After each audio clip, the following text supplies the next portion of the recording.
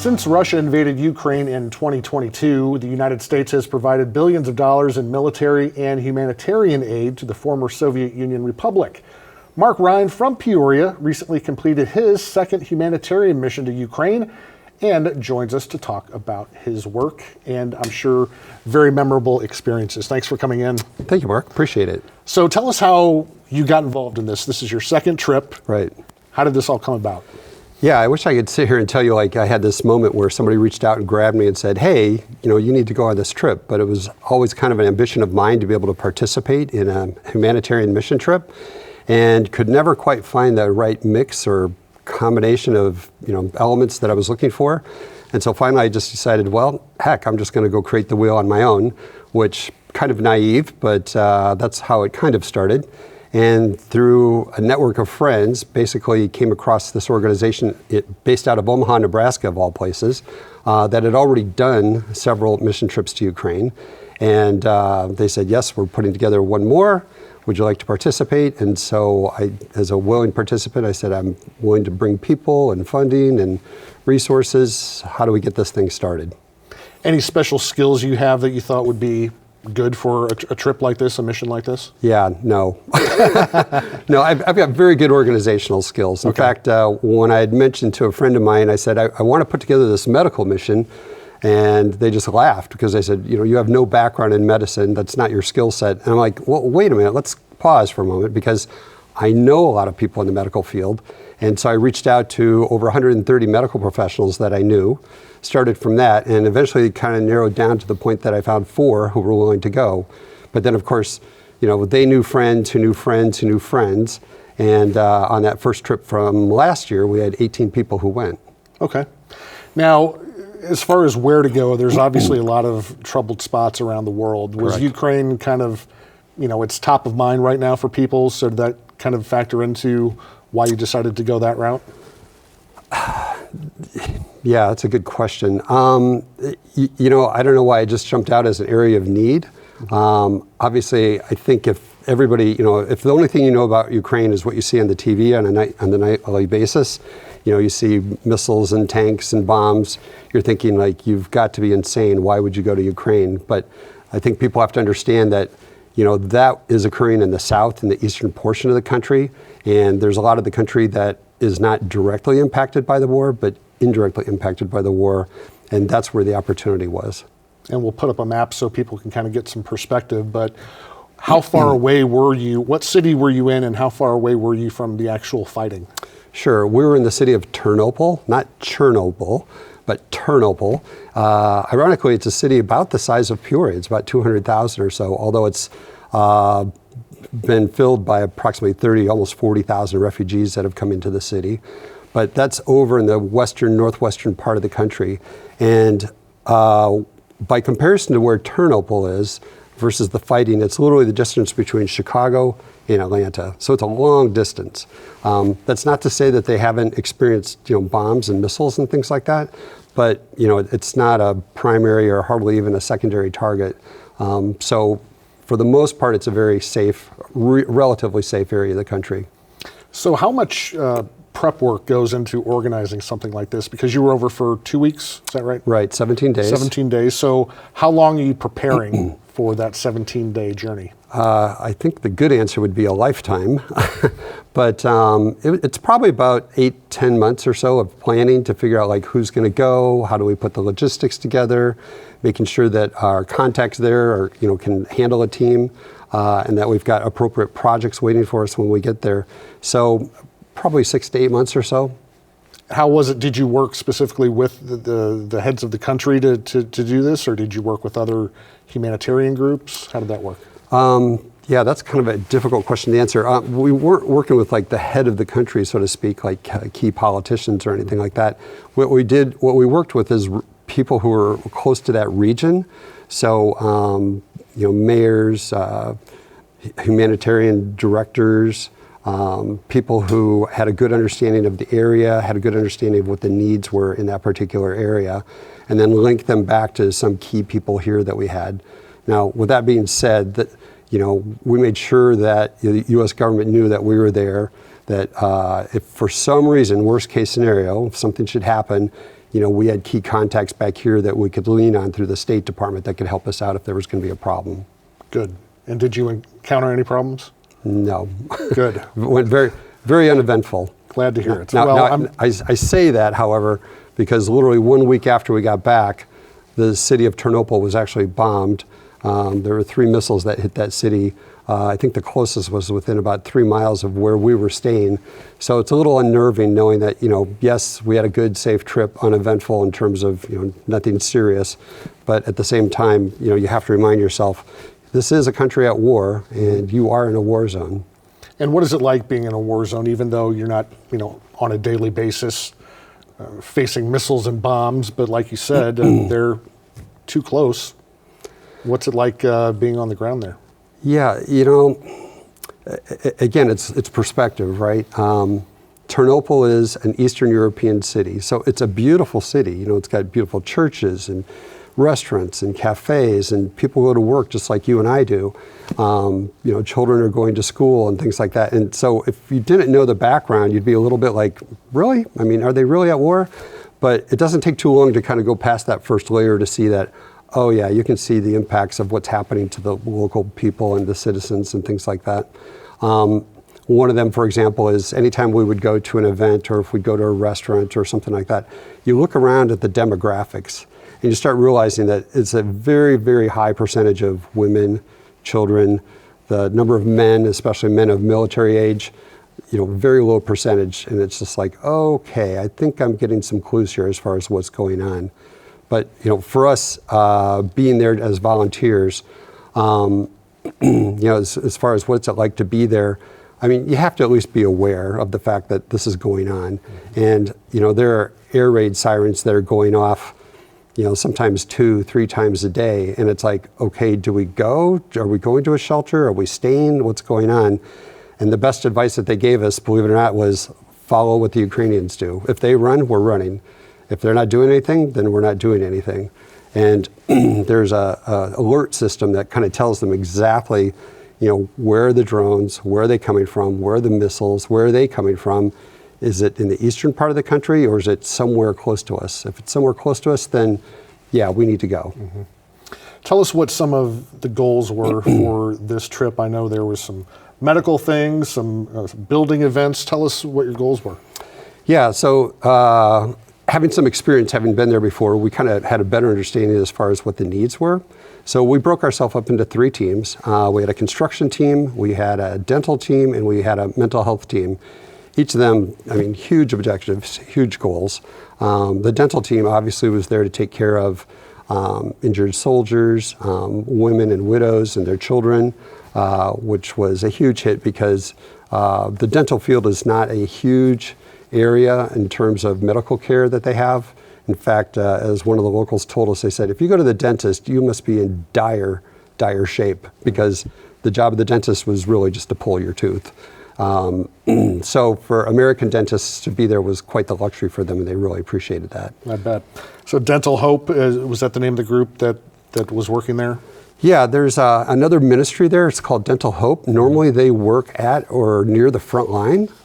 They work within about 5 miles of the front line. They've got 2 vans that's loaded with all the equipment necessary to set up a clinic, like the chairs and the lighting and the sinks and medical equipment, things like that.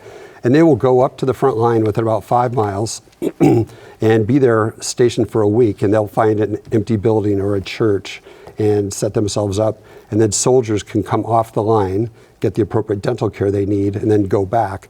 And within about a week, they've kind of gotten to the point where it's like, okay, we don't need to be exposed any more than this. And then they'll pull back. And then 3 weeks later, they'll go back once again. Mm-hmm. And so what was unique for them this time is this is the first time they had worked with foreign dentists, American dentists. And so they literally came all the way across to the other side of the country where we were at to partner with us to be able to set up a clinic in a regional hospital there. And so they were excited to kind of learn, from what American dentists do. And likewise, the American dentists were very interested in learning, okay, what do you do and how does the technology compare and how can we still be effective in the care that we give based upon the technology that they had? And did they have a good infrastructure in terms of technology and offices and things like that? Yeah, it's, as the dentist explained to me, they said, kind of go back about 20 years, maybe 25 years ago, and that's the type of equipment or that's the type of things that they have or technology that they're dealing with.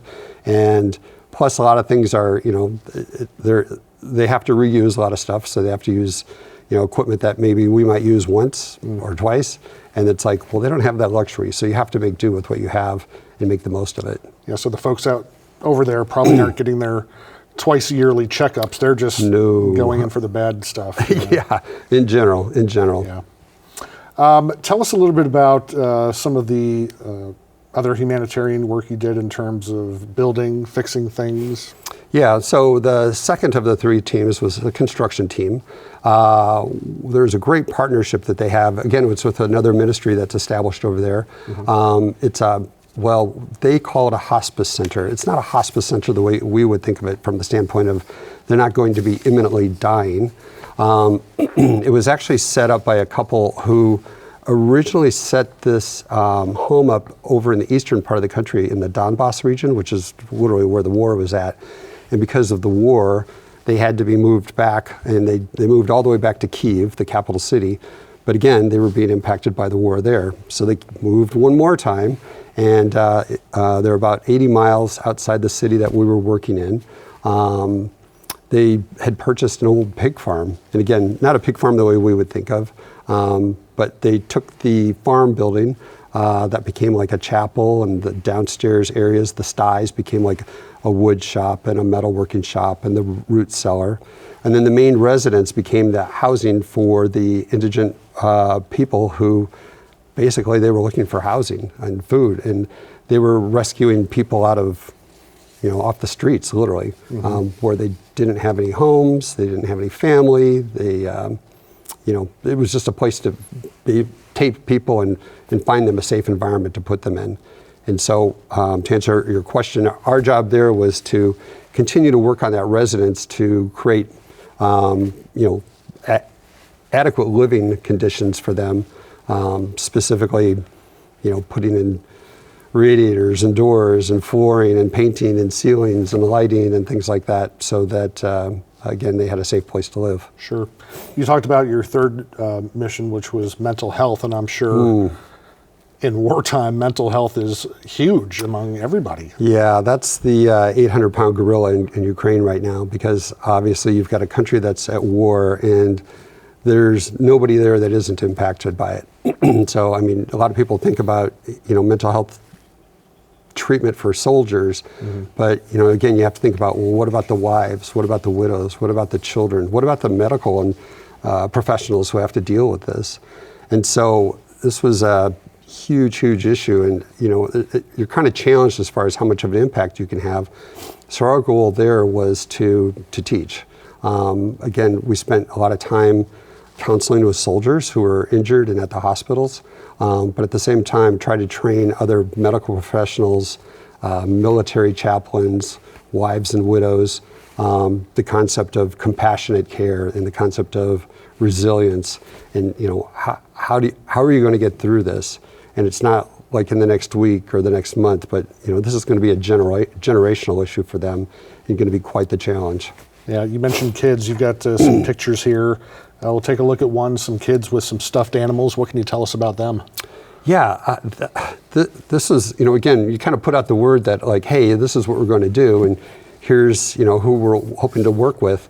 There was a woman who we had a contact with. She said, hey, I've got these 300 Beanie Babies and I don't know what to do with them. Is there any way possible you can get them to Ukraine? So we brainstormed and figured out how to get 44 pounds of Beanie Babies vacuum packed and stuffed into luggage and bring that with us. And we were able to do two different things. One, we were able to go to several foster homes and bring those as kind of gifts. But ironically, at the time when we were there was the opening of a women's center, which was something the city was celebrating because this is something they had wanted for quite some time, and brought several hundred Beanie Babies there. And again, that was just a huge hurrah for them to be able to have that and be able to give them to children who were impacted by the war. I'm sure. I mean, you don't need to have a PlayStation 5 or a Nintendo Switch, something as easy as a little stuffed animal, I'm sure would make these kids pretty happy. Exactly. Did you run into any resistance from folks over there that said, "Oh, the Americans are here. We don't want them, or we don't need them," or was everybody pretty excited to see you? No, it was almost 180 degrees the other way. I mean, and I'll try to contain myself here emotionally from the standpoint of, you know, we were told before we went, they said, there's a question you're going to get asked. Many times you're going to get asked this question. And I was like, okay, what's the question? They said, oh, you'll find out. And the question is, why are you here? I mean, you know our country's at war, right? Mm-hmm. And we said, well, you know, we're here to help you. And, you know, some of them understood that, but some of them were just baffled. They're like, you're literally traveling halfway across the world, taking time away from your families and from your jobs and spending money, obviously, to be here. Why? It's like, well, to help you. And maybe it was a cultural thing. I mean, that's just maybe not as common there. Mm-hmm. But the one thing that they all said is like, you know, thank you for not forgetting us, you know, because I mean, they're savvy. I mean, they see the news and they see the politics, and you know, their fear is that, you know, their country is being abandoned. And, you know, we had to try to explain to them. I said, look, there's the government, and then there's the people, and, you know, you'll hear a lot of things at a political level, but, you know, we're just regular folks like you. And, you know, we've got resources that we want to bring and be able to help you out as best we can. Yeah, I would think if I'm on the ground and my country's being attacked, and then I see on the news that President Trump and Zelensky meet and it did not go well, I'm probably not feeling pretty good after that meeting. That's a polite way to put it. Yeah. Can you tell us a little bit about the picture we're going to throw up now of these signs on the street? What are these? Yeah, I have to compliment the Ukrainians. They do a phenomenal job of recognizing soldiers who have died in the war, specifically from their city or from their particular village. So this was kind of a walkway off the main square, and it was just a little bit daunting because of the fact that you started realizing it's like, you know, these are, you know, again, people who are from this city, that they volunteered to protect this city and gave their lives for this city. And what was interesting to me was, you know, not just the recognition, but the fact that they take such great care on the placards that are there. In fact, I asked about that, and they said, well, there's kind of a belief in Ukrainian culture that their spirits are still here, and we want to communicate to them that we're thinking of you and we recognize you. So, you know, you'll see fresh flowers, you'll see food, you'll see other types of gifts that are brought to that, you know, again, placard where that individual is being recognized. I think the scary thing is, too, as I was doing some research for this interview, we don't even know the exact number of Ukrainians who have been killed. I mean, estimates say there are 400,000 casualties, which includes injured and killed. And the estimate is 60 to 100,000 dead. Those are just soldiers, 12,000 plus civilians, including 669 children killed. It's just, the numbers are mind-blowing, and those may be low numbers, too. And again, I'll try to contain myself on this one. There was something that we learned about when we were there as far as how they recognize soldiers. And it's called a car march. And I was like, what is a car march? They said, well, think of it as, for you as Americans, as a funeral procession, but kind of on steroids. I was like, okay. And what happens is, if a soldier from that particular city or village passes away, the funeral procession is, you know, not just the hearse, but it's got the flags for both Ukraine and the military, as well as a procession of family members that travel behind that. But what makes it more unique and more interesting is the fact that, you know, they will go through the city on their way to the cemetery, very similar to the U.S. But again, the distinction is that the Ukrainians, if you're driving, you immediately pull off to the side of the road and you get out of your car and you kneel and you honor them. And it was just, and it's just deadly silent. And I was just hoping I would never see one of those. Sadly, that did not happen. I mean, I saw it several times, and it was just kind of gut-wrenching in terms of the impact it has on you. I don't know how many older folks you came in contact with, but it seems like Ukraine has had a history of upheaval, you know, since it gained independence from the Soviet Union in 1991. I believe there were about 7 million people killed there in World War II. It seems like at least over the last 100 years, it's been almost constant turmoil. Did you get any, from the older folks you may have talked to, any ideas that maybe, oh, this is just what it is, this is what we've lived with our entire lives? Yeah, so there's two snippets there that made it kind of interesting. There was an older gentleman that we were speaking with, and he said, you know, what's remarkable in my lifetime, I've lived in 7 different countries. And we thought, wow, this guy's really been around. He goes, I've never left my home. And I was like, wait, what? And so we had to start backtracking historically, and you started realizing, you know, it wasn't just Russia and Ukraine and the Soviet Union and Poland and Austria-Hungary, and you start going back, and it's just like, oh, yeah, you're right. It's been rather dynamic. But the one thing that was really important that was pointed out to us was that, you know, in 1991, when the Soviet Union broke up and Ukraine became an independent state, that was the first time ever in their history that Ukraine itself, the country of Ukraine, had its independence. And you know, everybody thought at the time, they said, you know, that was kind of, you know, an uneventful event. And the older folks said, you wait, you're going to have to fight for this.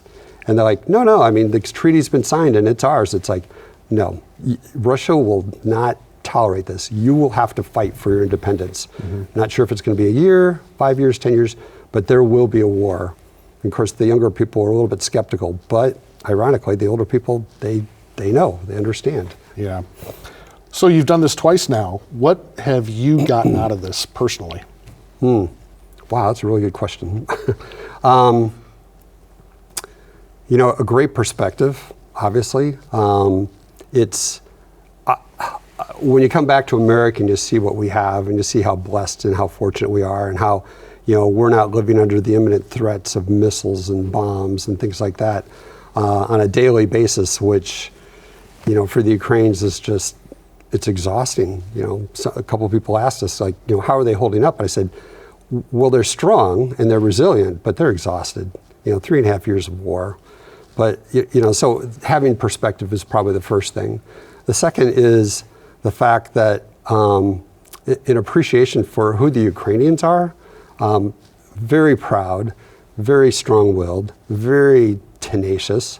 You know, I was talking with one of our counterparts there, and I said, you know, I am so sorry that you're having to go through this. And it was like, I think I really, you know, lit a fuse there, and he just kind of slammed his hand down on the table and said, don't feel sorry for us. Don't feel sorry for us. And I was like, I'm sorry if I offended you. He goes, no, you don't understand. This is our war. We will fight it. This is our war. This is our country. We don't need you to be here to fight our war. Now the problem is we're going up against the 800-pound gorilla here, and we do need weapons. So as much as we don't like to have to do this, you know, we need help in the form of weapons to be able to fight the Russians and to get them out of our country and out of our land. Do you plan on going back? Absolutely. I'd go back tomorrow. It is so rewarding and so much appreciative, and we've got very good friends there now. You know, I told somebody the other day, I said, you know, it's hard to believe that in 2 weeks I've had a lifetime of memories. It's just a remarkable place, beautiful place, wonderful people, and I can't wait to get back and help some more. What would you tell somebody who's maybe has thought about, you know, being a missionary and helping folks somewhere in a faraway land, but maybe is on the fence about it? Yeah, you know what? I'd say, you know, if you don't try, if you don't go and do it, you'll never know. It's kind of like, you know, you hear people talk about things a lot, but it's like, you know, talk is just that. It's just talk. You know, where you really get the value is when you take action. And I would tell somebody, you know, just like myself, you know, last year I went for the first time, rather naive, you know, but open to learning and open to experiencing things. And it was a little daunting because it was just kind of information overload, you know, new language, new culture, new food, new people. And so, I mean, I'm not ashamed to say that it was just, like I said, a little bit overwhelming. And you know, yes, I cried every day just because of knowing where I was at and what they were having to deal with. And I thought, oh, well, this time, you know, I've got it. You know, I understand a little bit more about what's going on. And yet I still cried every single day just because again, it's not only just an educational experience, but an emotional experience in terms of, again, learning more about what other people around the world go through and realizing how blessed we are here. Yeah, I bet it teaches you your worst day here is not that bad. Yeah. Provides you great perspective. Like if the internet goes out, it's like, it's not the heat, it's not the power. Yeah, that's right. I've got a home, I've got food, we're all good. Well, Mark, I wish we had another half hour to talk about this. This has been very interesting, and we appreciate you coming by and giving us your on-the-ground perspective of what's going on over there. Yeah, thank you so much. I really appreciate it. If people are interested in learning more, I'd love to be able to share more with them. And if they're interested in either participating next year, we're already planning on going sometime in late April, or if they just feel like, you guys are great on the ground and I could just make a financial donation to help you out, we'd be happy to facilitate that as well. What's the best way to get in touch with you? Probably on Facebook. Just look for my name, Mark. Last name is Rein, R-E-I-N. And you can DM me and we can have a conversation and we can make those things happen. Sounds good. Mark, thanks very much. Thank you, Mark. I appreciate it. Yep. All right, thank you for joining us. Hope you enjoyed the show. If you did, you can find it on WTVP.org and share it with your friends. You can also check us out on Instagram and Facebook. Have a good night.